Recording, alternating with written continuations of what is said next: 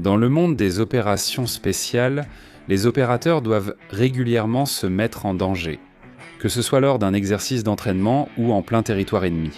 Dans ce métier, vous ferez face à un niveau de risque sans égal. En cas de problème lors d'une mission, si quelqu'un est blessé ou nécessite des soins urgents, les forces spéciales doivent réagir vite et faire preuve d'ingéniosité pour prodiguer des soins. Il n'y a pas de centre de traumatologie sophistiqué et ultramoderne prêt à prendre en charge les blessés. Même avec un accès aux équipes chirurgicales de terrain, le SARC ou le DIX-8 Delta reste le spécialiste des traumatismes sur place. C'est pourquoi le médecin SOF est une partie essentielle de l'équipe. Ils reçoivent la meilleure formation médicale adaptée aux besoins et aux missions des forces d'opération spéciales, garantissant les meilleures chances de survie et des soins appropriés. Il y a deux communautés dans le monde des médecins SOF qui se distinguent parmi toutes, les SARC de la marine et les sergents médicaux des forces spéciales 18 Delta. Ces deux communautés de médecins SOF représentent l'élite non seulement dans leurs branches respectives, mais aussi dans l'ensemble de l'armée. Toutes deux sont très respectées et efficaces dans leur domaine. En fait, ils sont même issus du même moule au début de leur carrière. Ils reçoivent leur formation médicale côte à côte et mettent ensuite en pratique ces compétences dans leurs missions respectives. Mais cela soulève la question. Quelle est exactement la différence entre un SARC et un 18 Delta ? Quelle formation médicale reçoivent-ils pour devenir parmi les médecins SOF les plus compétents ? L'un est-il supérieur à l'autre ? Et si vous êtes intéressé à rejoindre l'une de ces communautés, laquelle est la meilleure pour vous ? Nous allons répondre à toutes ces questions pour vous, et bien plus encore. Voici SARC contre 18 Delta. Avant de pouvoir comprendre les différences et les similitudes entre un SARC et un 18 Delta, vous devez savoir ce que chacune de ces communautés représente, à la fois au sens figuré et au sens propre. SARC signifie infirmier de reconnaissance amphibie spéciale. Chaque SARC est un infirmier de l'hôpital, généralement un spécialiste médical de la marine pouvant exercer dans tous les domaines médicaux. Mais un SARC n'est pas un infirmier ordinaire. Ils reçoivent une formation médicale approfondie et suivent des écoles pour acquérir les compétences nécessaires afin de devenir opérateurs. Aussi appelés infirmiers de service indépendants des opérations spéciales, SOIDC, ils travaillent surtout avec les Marines Recon et les Marine Raiders. Bien qu'ils soient dans la marine, ils passent surtout leur temps avec le corps des marines. Les sergents médicaux des forces spéciales, également appelés par leur code MOS 18 Delta, sont des soldats des forces spéciales comme l'indique leur nom. Ce sont des bérets verts affectés à ce MOS pour remplir ce rôle dans leur ODA, un groupe opérationnel des forces spéciales. Comme un SARC est la ressource médicale des Marines, les 18 Delta sont celles de leurs soldats. Contrairement aux SARC, qui sont répartis dans deux communautés différentes, les 18 Delta opèrent principalement avec leurs propres ODA. Mais ce n'est qu'un bref aperçu de ces communautés. Qu'en est-il des détails plus précis ? Bien que les SARC et les 18 Delta reçoivent la même formation médicale, sur laquelle nous reviendrons dans un instant, le reste de leur parcours respectif est fondamentalement différent. Bien que les deux parcours soient longs et prennent plusieurs années à terminer, et que chacun ait un processus de sélection éprouvant qui élimine ceux qui ne veulent pas être là, un SARC s'entraînera principalement aux côtés des Marines Recon et poursuivra pour obtenir les qualifications de saut et de plongée. Et un 18 Delta suivra le cours de qualification des forces spéciales et recevra une formation en langue étrangère. Nous simplifions vraiment leur parcours ici, donc ce que vous devez surtout retenir, c'est qu'ils n'ont un véritable point commun que lorsqu'il s'agit de leur formation médicale. Avant leur formation médicale, il faut noter que les infirmiers de l'armée américaine servent surtout à sauver des vies. Ils sont classés comme non-combattants et ne reçoivent une arme que pour se protéger eux-mêmes ou protéger leurs patients. Mais ne vous méprenez pas.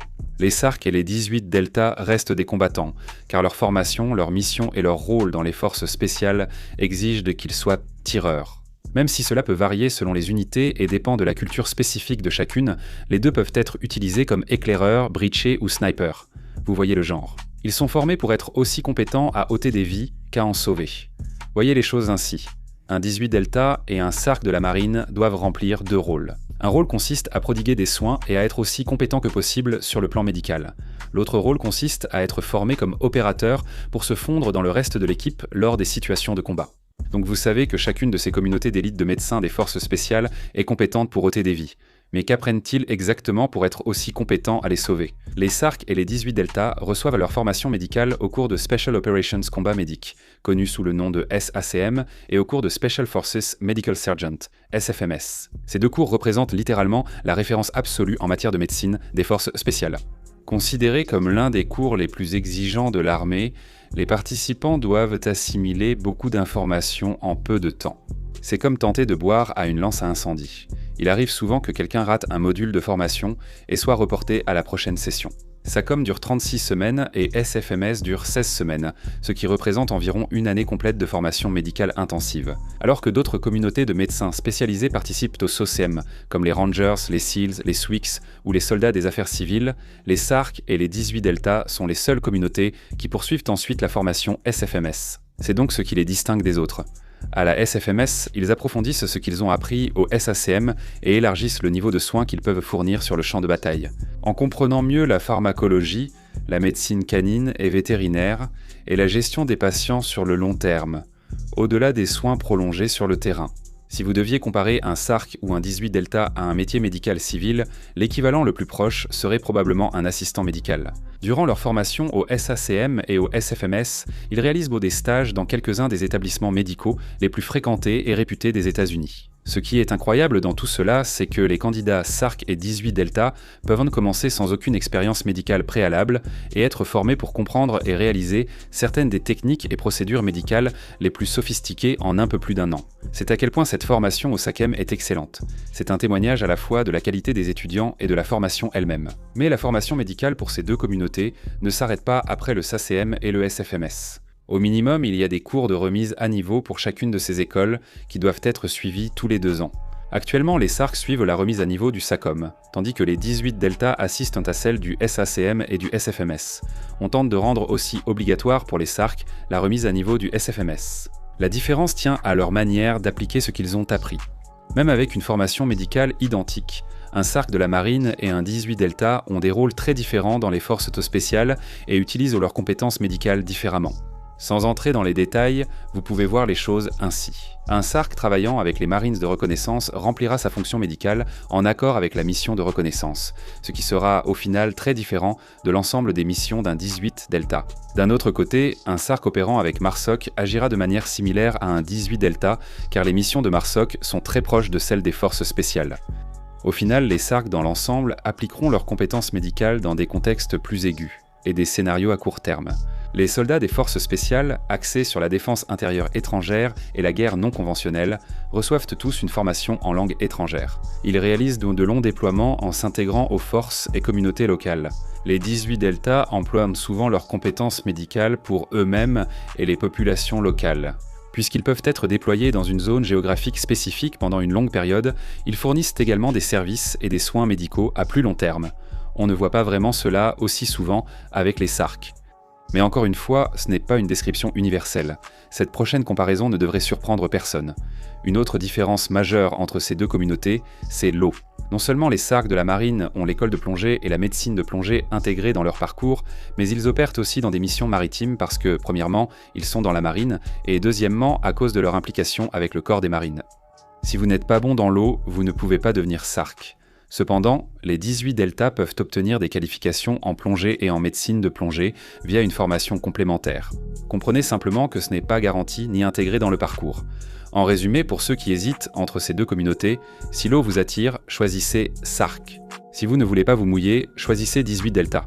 Les différences entre un SARC et un 18 Delta ne s'arrêtent pas à l'eau. Leurs autorités médicales diffèrent, que ce soit en déploiement ou en garnison. En garnison signifie que vous êtes de retour aux États-Unis, pas en mission déployée. Cette distinction dont nous allons parler est importante, car même si les opérateurs sont souvent déployés, ils passent tout de même une grande partie de leur temps aux États-Unis, que ce soit pour s'entraîner en vue du prochain cycle de déploiement ou lorsqu'ils se trouvent dans un village non déployable. Lors d'un déploiement, certaines prérogatives du médecin sont transférées au SARC et au 18 Delta, car il n'est pas prévu qu'ils participent à l'assaut avec l'équipe d'opérateurs. Étant les plus proches d'un médecin sur place, certaines de ces autorités leur sont déléguées. Cependant, de retour aux États-Unis, les SARC conservent ces autorités alors que les 18 Delta ne les ont pas. Concrètement, cela signifie que les SARC peuvent pratiquer la médecine différemment des 18 Delta durant tout le cycle de déploiement. De plus, ces autorités font que les SARC ont plus d'expérience en médecine clinique. L'inconvénient pour les SARC est que les 18 Delta compensent ce manque d'autorité en faisant régulièrement des stages hospitaliers, offrant des occasions d'apprendre et de pratiquer la médecine que les SARC ont rarement. Malgré leurs différences et avantages, c'est un honneur d'appartenir à l'une des deux communautés. Ils continueront d'apporter une valeur irremplaçable aux militaires dont ils s'occupent et aux branches qu'ils représentent. Après leur service, de nombreux 18 Delta et SARC deviennent ambulanciers, assistants médicaux, médecins ou autres professionnels de santé. Les deux communautés profitent de nombreuses opportunités médicales en passant à la vie civile. C'est un facteur clé à considérer en s'engageant dans l'armée, car on ne peut pas servir indéfiniment et il faut anticiper l'avenir. Alors, après avoir appris tout cela, vous vous demandez peut-être lequel est le meilleur, les SARC ou les 18 Delta? Si vous suivez Général Discharge depuis longtemps, vous savez sûrement ce que nous allons dire. Aucun n'était meilleur que l'autre. Les deux sont extrêmement précieux à leur manière lorsqu'ils sont utilisés selon leurs capacités. Au final, chacun remplit un rôle unique et apporte quelque chose d'important aux forces spéciales. Pour rejoindre ces communautés, il vous faudra un bon équipement pour votre entraînement. Procurez-vous du matériel chez Attack Fitness, fondé par d'anciens combattants et dédié à fournir de la qualité à prix abordable. Si vous utilisez notre code GénéralDish lors du paiement, vous soutenez la chaîne et vous bénéficiez de 10% de réduction supplémentaire sur votre commande. Le lien vers leur site web se trouve dans la description ci-dessous. Enfin, nous avons brièvement abordé les missions des SF, des Recon et de MARSOC. Si vous souhaitez en savoir plus sur l'un de ces sujets, nous avons réalisé 2 vidéos comparant les missions des Recon par rapport à MARSOC et des forces spéciales par rapport à MARSOC. Vous aider à mieux comprendre ce que sont réellement ces communautés. Le lien vers ces vidéos se trouve dans la description ci-dessous. Voilà, c'est l'essentiel concernant les SARC par rapport aux 18 Delta. Si vous avez appris quelque chose grâce à cette vidéo, n'oubliez pas de nous mettre un like et de vous abonner à notre chaîne. Comme toujours, merci de nous avoir regardés. Est-ce que tu veux vraiment être ici? Un grand merci à tous nos membres YouTube et à nos mécènes sur Patreon. Merci à vous tous d'avoir fait un pas de plus pour soutenir notre chaîne. C'est vraiment très apprécié. Pour figurer dans une vidéo de General Discharge, rejoignez notre programme de membres via le lien en description ou le bouton « et toi en bas sous le lien « Rejoindre ». Découvrez notre page Patreon et rejoignez l'équipe. Voici Nick Nosha. Tous tes amis s'abonnent à General Discharge. Et toi, tu n'as même pas envie d'être ici.